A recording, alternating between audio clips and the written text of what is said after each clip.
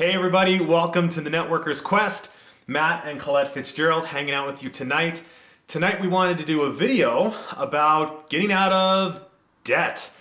Myself and Collette, we've been chatting about this a lot lately.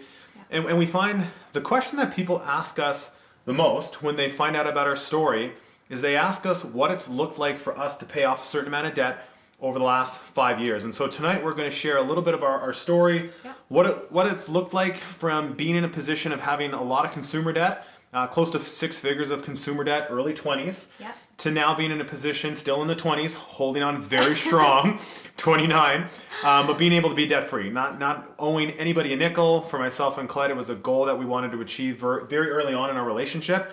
And now being debt free, living a debt free lifestyle, it's extremely empowering. We love not owing anybody a nickel. And so we know there's good debt and bad debt. We know that some people might have, of course, a mortgage or a business loan. So tonight we're talking about what it looks like to pay off consumer debt, student loans, trips to Mexico, just fancy things that maybe we felt entitled that we needed, but we didn't pay the price. And so we're going to chat about those topics with you tonight. Yeah, welcome to the Networker's Quest, guys. And it's so great to see everyone again. Thank you for joining us. And our story really is, I don't think it's that unique. I think that a lot of people are in today's day and age are in consumer debt. A lot of people have the mindset that they feel that maybe they will always be in consumer debt. And so maybe you really haven't taken some time to actually think about, is it possible to live consumer debt free? And we're here to tell you it is. It is. Hooray. Hooray. The thing about it is that until we met people who are living debt free and having that type of a lifestyle, we didn't really think too much about it. And so if you're in that category, and if that is like your mindset right now, we're here to say that it is possible. It's hard work, but it was something that we want to share our journey with you. We want to share today a little bit of our story, our background, and our mindset and how we got into debt, our mindset on how we got out of debt, as well as share some strategies with you. We're also going to be creating another video, just maybe a little bit more of some practical step-by-steps, I guess, on how we were able to get out of debt, and we're going to be doing that very shortly after this video to be able to add value to you in that way, hopefully. So our story really, we were in our young 20s, 22-ish. We came to the realization after sitting down and doing a budget for the first time in our lives that we had $85,000 of consumer debt between the two of us. And like, yikes, right? Yikes. That was something that was really scary because we knew our financial situation was not up to par.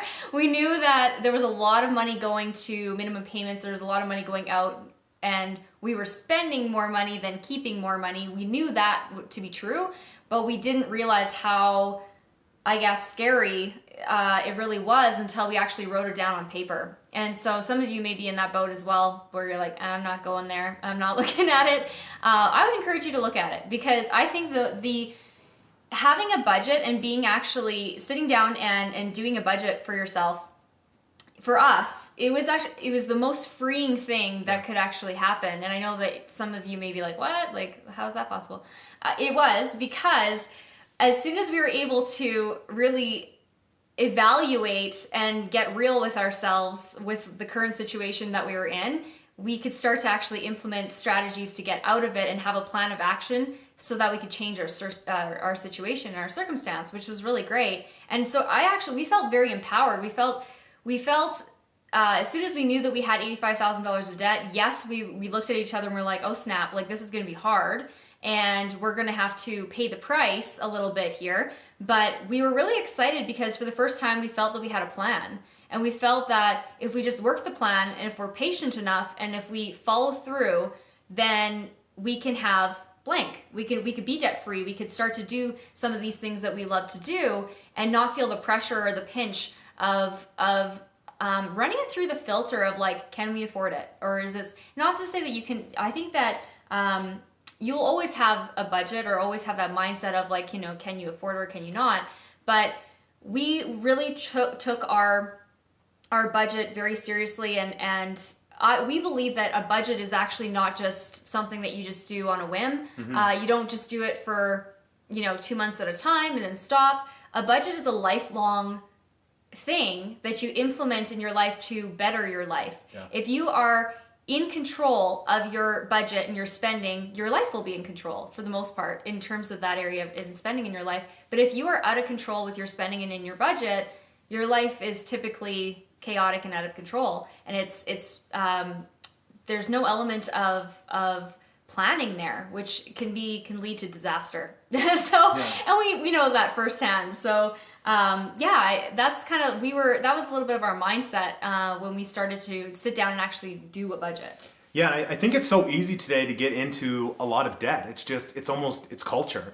I remember being in school and they would just hand out credit cards. Nobody ever taught me where I went to school. And of course, I don't know where you went to school, but I can speak for myself and Collette. There was really no education on personal finance. There was a lot of education on sine and cosine and triangles, but nobody ever sat me down and taught me how to do a budget. Nobody ever taught me how to balance the books. Nobody ever taught me how to save for the future. Yeah. And so we found ourselves at the age of 21, 22 with this huge amount of debt. And I think the reason that we finally clued into it was because we were working so hard, and the money that was coming into our income circle, we quickly found out that it was just going to all these minimum payments. And that's when we recognized we got to get this under control. We didn't even understand that we had $85,000 worth of consumer debt until we actually wrote it down. And I think you can probably relate if you're watching this video. I think a lot of people are in the exact same situation where until you get real with yourself, you don't know what you don't know. And this is embarrassing, but I would always throw my bills in the garbage. I was like, I don't want to deal with that today. And so EPCOR bill, I'm a big advocate of recycling this Tuesday. And I would just turn a blind eye to it. I remember having moments where I never wanted to check the bank account. When I would go to the banks and the ATMs, when it asks, do you want a receipt? I'd be like, no receipt today. And that's just a horrible, horrible place to be in because you give up all this control because now all of a sudden the world is controlling you because you're not actually looking at your situation and grabbing it by the horns and taking control of it. So one of the most liberating days was when we took everything, we wrote it down, we wrote down what we made, what those minimum payments were, we found out what we owed the institutions, and then we recognized, okay, now it's time for the grind, now it's time for the hustle. We had spent that money that really wasn't ours, that's the way that we look at it. It wasn't our money, we took it from Scotiabank, we went to Puerto Vallarta with it, and now we had to pay the piper, so to speak. Mm-hmm. And I'm glad that we had that moment in our early 20s, because I think if we didn't, then maybe it would have caught up to us now. And so if you're watching this video, if we can encourage you to do one thing, especially if you're 21, 22, we see it all the time. Student loan debt is crazy today. Yeah. Banks, it's very easy to get a big loan, to get a vehicle and high interest rates. So if you're just coming out of school and if you have all this debt, I would really encourage you to look at it and start to take action, because that stuff does compound. Yeah. And you always want to shovel the pile while it's small, not when it's big. Yeah, absolutely. I think that a lot of, and we were like this, that the mindset that we had was one of entitlement, unfortunately, which was we wanted to do all these things and all these fun activities, and we still continue to do those things even though we couldn't afford it, because we said to ourselves, this is our mindset, was that we work hard and we work hard at our jobs, we're working our butts off, we deserve it. And yeah, there's an element of that, but our mindset, what we came to discover is that if we were still in debt, then we actually don't deserve it, because we believe that we actually rob from our future. By going into debt, we basically rob from our future, and we don't necessarily have the choice now of being entitled to some of the things that we believe that we want, because there's still a price to pay in everything that you pay for, right? You pay. I've heard it said before that everything that you actually spend, like in a monument, you're spending. Yes, you spend with money, but you also spend it in time. Mm-hmm. And when you are working towards, a Mexico trip or something of that nature, yes, you're going to spend a dollar amount to that, but you actually have to spend a time amount to that as well in working towards obtaining that money, working towards actually earning it. And there was a lot of things in our life 5 years ago that we didn't earn. We just wanted to have fun, and so we put it on a credit card. But the thing about that is that yes, we paid for it in monument at that point in time. in money, but the price wasn't paid. The time wasn't paid. And so we still had to, that carries on and it compounds in interest. Literally. And so that was the mindset that we had. And so we started to have to adopt a mindset of, okay, no, we need to start to pay the price, and this is the price that we need to pay. Is like what Matt mentioned, is that we need to start to hustle, we need to work hard, and we need to start delaying our gratification. I actually believe that when you save up for something and you are able to go and pay cash for it and you have the money up front for it, there's a sense of pride and accomplishment when it comes to it because you actually own it. And it's yours, and it's something that is, it's exciting. And we actually forgot what that felt like 5 years ago because, like I said, we didn't delay our gratification. We just wanted everything instantly. And that actually compounded into, I believe, us almost always necessarily not really being truly grateful for the things that we were purchasing or buying or spending our money on because there was no work that was kind of going with it.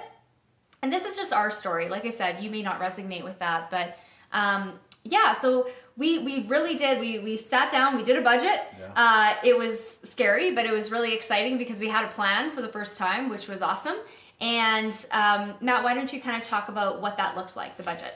Yeah, so we started to dive into some personal finance books. A lot of the things that we're talking about right now, we learned from a gentleman, his name's Dave Ramsey. Yeah. And so we have some great resources out there. There was also a show that I used to watch, and I believe it was called Till Debt Do Us Part. Yeah, and it was just a really cute show with an individual that would train couples on how to get out of debt. And both formulas are the same. Essentially, Dave Ramsey and this other show that I watched, and I'm sure a lot of people that write on the topic, they talk about having a cash envelope system or a cash jar system. And so we started to implement that. Our budget, and we're going to do a video on this later as well, but our budget was fixed expenses at the top of this budget sheet, if you want to envision that, and then variable expenses at the bottom. So our fixed expenses were things that are essentially fixed. So like our rent, our minimum payments, they always came out at the same time, our light bill, and any kind of debtor, anything that was a reoccurring payment, cell phone bill, so forth and so on. It's very fixed.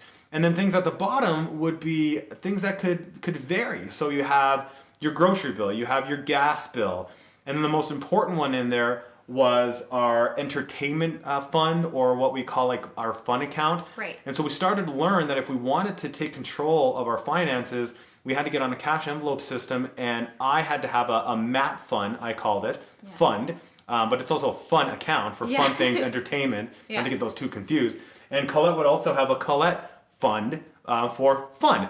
And and there's so much power in that because when you are so used to using Apple Pay, or when you're so used to using Android Pay, or the tap features now on our debit cards, you can lose control so quickly. Yeah. And you don't recognize what you're spending in the run of a week. And sometimes it's the little things that really do you in. Coffee every single morning when maybe you're in debt and that money could be spent going to your debt load, but you don't register it because it's so easy to just tap your card, right. And then all of a sudden you find that you're losing that control again. Versus all the books that we've read and the authors that we like to listen to, they talked about take your money, put it in your wallet, and only use that money. And when that money's gone, then the fun is over. And there's so much power in that because you can start to feel that grind again. When I would use up all my fun account, if my friends called me and said, "Hey Matt, we're going to head to the movies," well, now I have that tension in my life because normally what I would have done is said, sure, and throw it on the credit card. Right. But now because I can open my wallet and I see my money starting to diminish, there's something that you register with that. And I would have to say, hey, listen, I'm going to have to decline tonight for this reason and this reason. And it was that element and that strategy that really allowed us to move forward, because then at the end of the month, we'd have a certain amount of money left over. We would have goals. We would streamline. We'd take that amount of money and then we would start to put it on our debtors. Mm-hmm. And we would also, we would get excited about seeing how frugal we could get. In the beginning, yes, it was painful, but there's also this element of excitement that can come out of it. And then it was a game. It's like, how cheap can we actually be this week? We got really cheap. And it was so cheap. And that's how we were able to pay off that close to 6 figures in just over a little 2 years. By reading the books, understanding the strategy, and then implementing, going through that grind and that uncomfortable season, because the goal was worth it.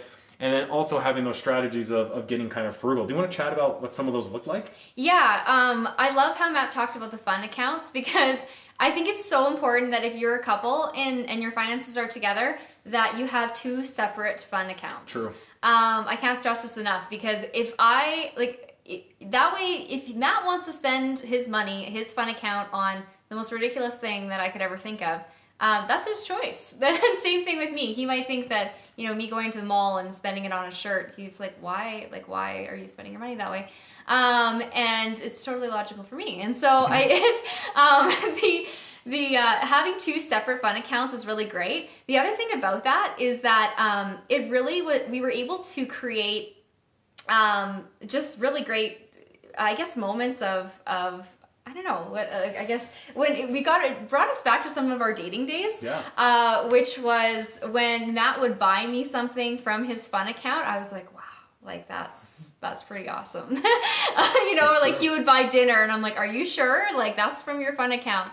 And so anything that wasn't in the fixed expenses or groceries or gas, anything and everything was coming out of that fun entertainment account. So things like, if I wanted to get my hair done, that was coming from my fun account. Nails. If we wanted to go on a trip, we didn't go on a trip for 2 years. We really were very strategic with planning that. And if we did go on a trip, maybe it was somewhere just driving distance, and it was something that was really low cost.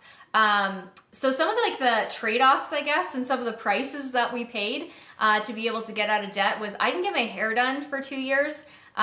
You guys, you may be like, okay, so what? Like, what's the big deal? You ladies may be feeling me that I had actually longer hair than I had, and I had very long hair. I did not get it done for 2.5 years, and it was like glorious when I went to the salon for the first time afterwards. And because every time I looked at my fun account, I would see it was a choice, right? Like Matt said, how it worked is that you look in your wallet and you only have a certain amount in cash, and when the cash is out, it's out. And so when you look at it, I would much rather go on a date with this toddy than get my hair done. So I had to choose, like, okay, what's more important? Like, going this month, if I wanted to go get my hair done, or do I want to go on a date, or if I want to go out to the movies, or if I want to go out for dinner. And so you had to make some choices there. So I didn't get my hair done for 2.5 years, which was pretty crazy for me. We were just also very intentional with our spending in terms of, clothing or just extras that we needed. We sold a lot of things that we didn't need around the house. That's just to help with like the debt payoff. Things that we just knew that if it was truly important to us in the future, we could buy it again when we actually had the money for it. Mm-hmm. And so it was things like, it wasn't that we had to say goodbye forever. It was just that, we're not using this to its full potential. We're not using it often enough. It's just collecting dust. So it will surprise you if you really clean out your house, I think, a lot of the time, just to be able to get some extra cash. Yeah. We also, we really, I guess, streamlined our grocery budget.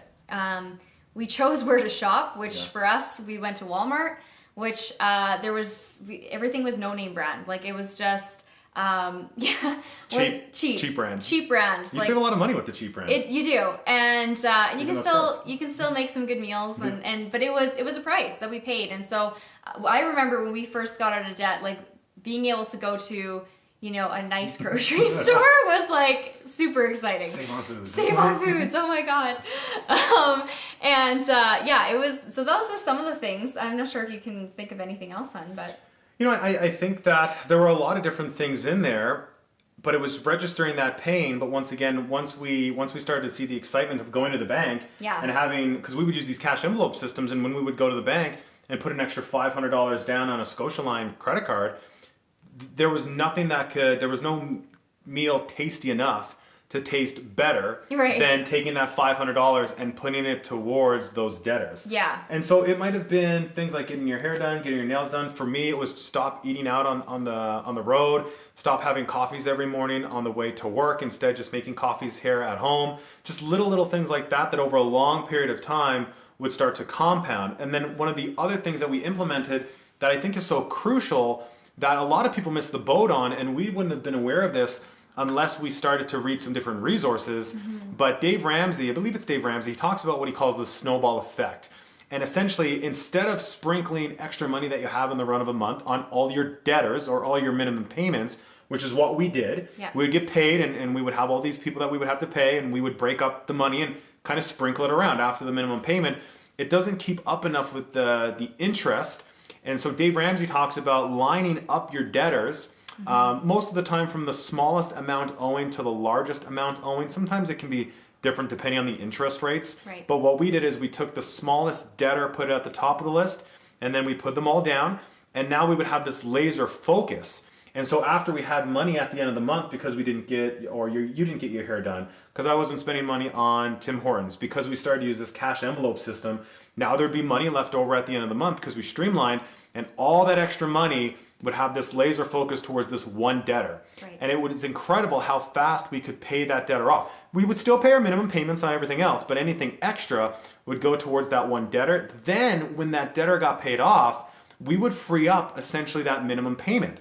So if we were paying Scotiabank every single month $100, well, when we knocked that debtor off, now that $100 comes back into our income circle, we would call it.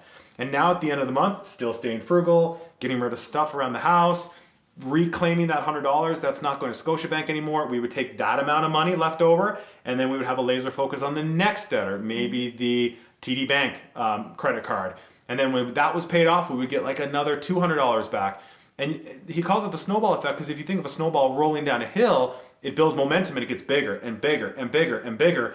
And we started to see our income circle as we hit these minimum payments off, the income circle would get bigger and bigger and bigger, which meant we had more financial power to be able to pay off those debtors. And that's really the main strategy, mixed with staying frugal, streamlining. I mean, guys, when we went grocery shopping, if anything had a twist-off lid, it didn't exist in our house. You know, you get these cans of Ragu pizza sauce, and it has like a twist can. No, sir. Everything for us was can opener style. And even sometimes you can look at that stuff and minimalize it, but if you save 20 cents here, and you save 20 cents here, you save $50 here, and if you're not buying coffee, at the end of the month, that can be a lot of money back into that income circle, and you can really start to make some headway on that debt. If the why is strong enough that you want to get there, it's incredible what you can get through. Yeah, and I would also just encourage you, once again, if you are in a couple, if your finances are together or just living under the same roof, I think it's so important to talk about your budget on a regular basis. Matt and I talked about our budget every single week. We touched base with one another saying, okay, this is what's happening, this is what's going on. Just making sure that nothing was getting thrown off track or even just if there was an emergency that came up. That's another point that what we did was we actually created an emergency fund before we started to do the snowball effect and really hammering off those debtors. We chose to do a emergency fund of $1,000 so that way if anything in life that we weren't expecting came up, we didn't have to put that oops or that emergency back on credit cards.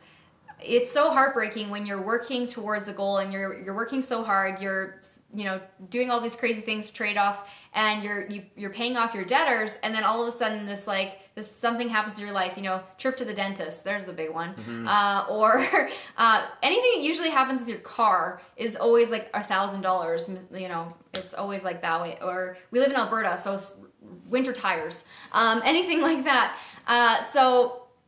What if we didn't have that money set aside, it would just go back onto a credit card and we would just be, crushed. Yeah. And so we chose to have a $1,000 emergency fund set aside just in case we needed it.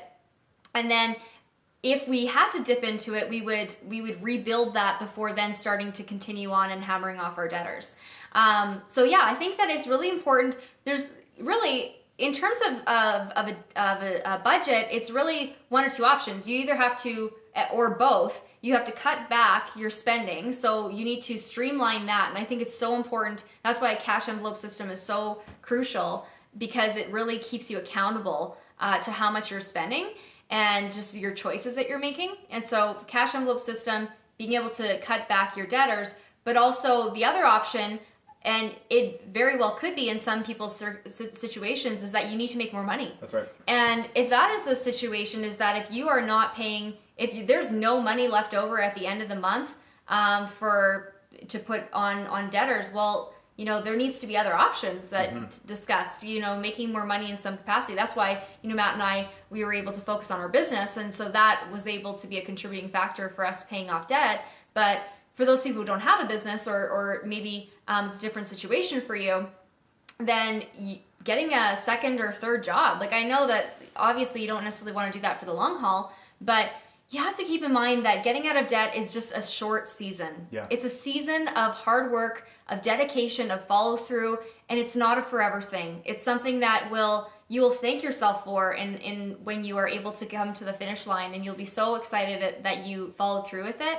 But it's not forever, and so it doesn't have to be forever, but it's just, putting your head down for however many years or months that is, and following through so that way you can live the rest of your life in abundance instead of, constantly having to worry about finances. It wasn't a place that Matt and I wanted to be in. No. We just didn't want to have the mindset of now don't get me wrong, we still today have a budget. We still today live below our means, and we're still still every single week we talk about our budget, even though we're out of debt. So once again, a budget is it's a live thing. It's a part of your life. It's something that you continuously build upon. But the cool thing is that when you get out of debt, you can start to increase your spending. You can start to increase some of the things that you want to do in terms of fund accounts or your giving account, or having these things set up where you can really start to be very strategic and live through your values and how you want to spend your money.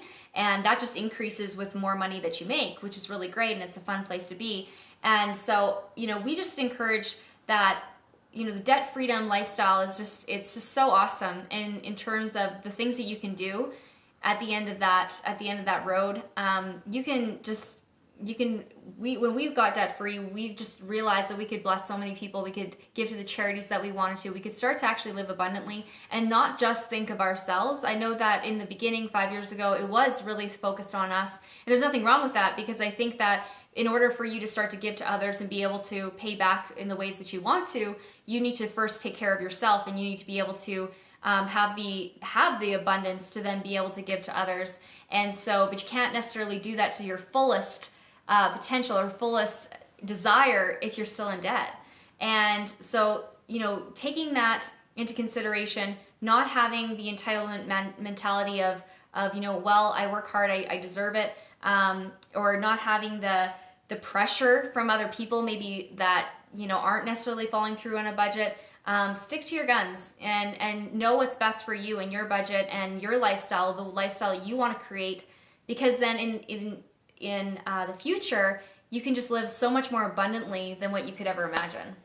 Yeah. You bring up a lot of good points there, and I like how you talked about how we still have a budget today, because we do. And I think a lot of times people look at a budget and it's the mentality almost like a diet. Right. If you know anybody maybe that, and maybe you have done this before, myself and Collette, of course, we've done things like this.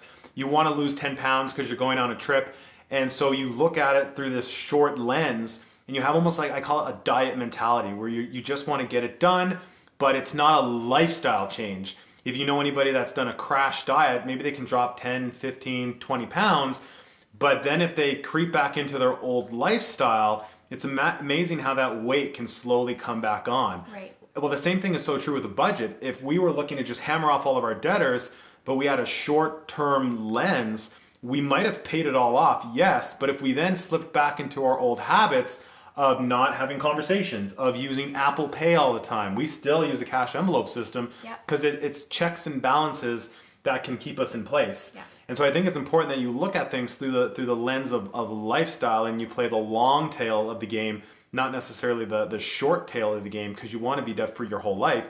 You want to have that season of pain, and then you don't want to have to repeat it. You just want to have it once. You've been there already. Don't go back. Don't go back. Yeah. And we would also have conversation as a married couple. We didn't want to start our marriage off at a stressful point on finances. I think a lot of times people start a marriage off, and it can be a point of contention in the household because they're so worried about finances. So we would have conversations all the time. We quickly learned what our strengths and our weaknesses were. For example, myself, it's so easy for me to spend recklessly on, and this is embarrassing as well, just like eating out. So Starbucks, Tim Hortons, convenience, that's my fault. For Collette, it's very easy for Collette to have spontaneous shopping. Oh yeah, big time. Yeah. Yeah, that was a whole nother issue that came up. So yeah. So we had to learn how to work together and work on each other's strengths and not criticize and really work as a team. Yeah. Being a married couple, it's our finances and we wanna win together. Yeah. And we're going after that championship of being debt free. That's right. And then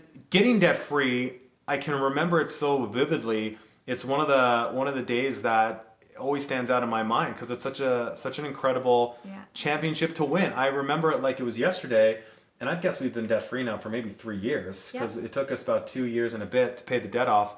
And so that was maybe 3 years ago. But I remember it like it was yesterday. Collette, we were in the kitchen. Collette had this beautiful dress on. I remember exactly what it was, red and blue. Yeah. And we went to pay our last debt payment off after 2 years of eating bad ragu sauce and Colette's hair just not being done. And the feeling of being able to just hit that button on your app and it's the last payment that you're going to make and then you never owe the world a nickel again is just an incredible experience. Yeah. And then being able to take your eyes off yourself because it's tough to have a giving heart when you're in scarcity mode. And if you're always being called by debt collectors, if you always have NSF payments, it's tough to maybe do some things that are truly on your heart. And for myself and Collette, we found that when we got out of debt and we had extra money left over at the end of the month, it was really fun to just even buy people gifts that we wanted to. I know obviously we love our mothers very much. I'm sure all of you do as well. But I remember we bought Colette's mom a KitchenAid mixer and surprised her with that.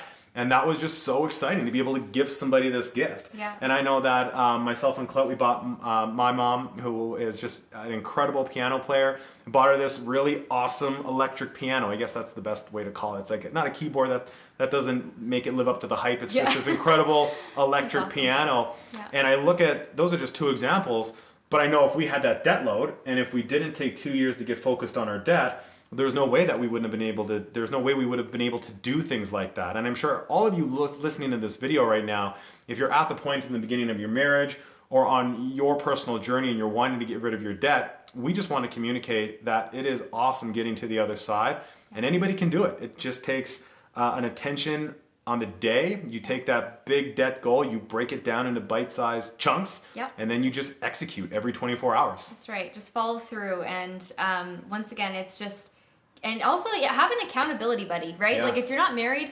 pick somebody in your life that you know who is good at their finances and that they will understand what you're trying to accomplish and be accountable to them. Have something set up if that's what you need. In the beginning, Matt and I, we really couldn't trust ourselves with our finances. So that's why we really took the cash envelope system into consideration. Because if we just said, oh, well, we'll just use this amount of money and we'll allot this amount of money at the beginning of the month for our fund account or for our groceries and we'll just put it on debit, we would always go over, always. And so we didn't have that willpower. And so put systems in place so that you can have that willpower, that you can build that into your life if it's not a strength of yours. If it's not a strength of yours, don't feel bad about it. Just don't feel bad about it, but what are you going to do about it? Because it's not going to go away. So, if that is not a strength of yours, don't focus on it not being a strength. Focus on strategies that you can actually improve it so that it can become more of a strength for you. For goodness sakes, put your credit cards in the freezer. I heard that works really well. And so we didn't have to do that, but I know people who have, and I think it's hilarious. And I also think it's awesome because if you can't get at it, you freeze it in a cube of water and or whatever it is. I don't even know how they do it, but in plastic bags. So you can't get at it unless you hammer it out. That's right. But do what you got to do. You got to do what you got to do. So, but you can do it. Absolutely. Totally. So we wanted to record this video to hopefully inspire you if you're on your journey and you're looking to pay that debt off. We believe in you and we know that you can do it. You just got to focus on it daily. So we really hope that this video brought you some value. If you want to follow the Networker's Quest, I'm going to give you the Rolodex right now of where you can find our content. Of course, you're probably watching this video right now on YouTube. And so we have the YouTube channel, the Networker's Quest. We also have the podcast, which you can find on Podbean, Google Play, iTunes. And so you can subscribe to us there. We have extra content that we have on the podcast, as well as we rip audio from these videos and we upload it to the podcast. On social media, you can check us out on Instagram, so you can follow myself and Collette at Matt and Collette. You can also follow the Networker's Quest. That's at Networker's Quest. Also, you can follow us on Anchor FM, which is another audio social media platform, which is really exciting. And you can also find us on Periscope. So we're recording this right now in front of a live audience. So those individuals get to kind of see the behind the scenes footage as we're setting everything up and so forth and so on. So you can look for us on Periscope at Matt and Collette. So once again, we hope that this video brought you value. Bye for now. Bye, guys.